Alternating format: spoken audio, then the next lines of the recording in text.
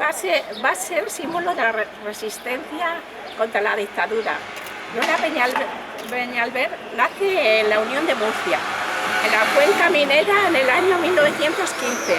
Cuando tenía 9 años, la familia se trasladó a la Torrasa. Su padre trabajaba en el Borne y ella le acompañaba. Pero la primera faena la va a comenzar a los 14 años, que va a entrar a la fábrica textil de Santa Eulalia. Al cumplir 17 años, Peñalver empieza a trabajar en Country Chef y se afilia a la CNT.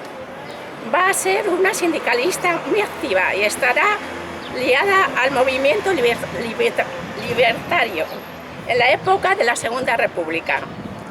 Eso la lleva a la prisión en 2 ocasiones, una por participar en un piquete de bajas y la segunda por ser roja. En el año 1942 va a regresar a Hospitalet de forma clandestina. Su nombre aparece en las listas negras y no podía acceder a ninguna faena, ni ninguna fábrica ni taller. Va a estar cosiendo en su casa hasta los 50 años.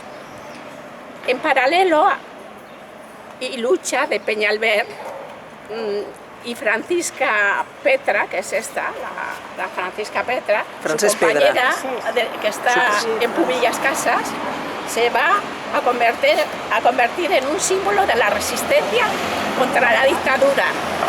Ellas van a crear el primer grupo de alfabetización para donas, para mujeres, y van a participar activamente en el movimiento de los años 70 en la ciudad vecinal.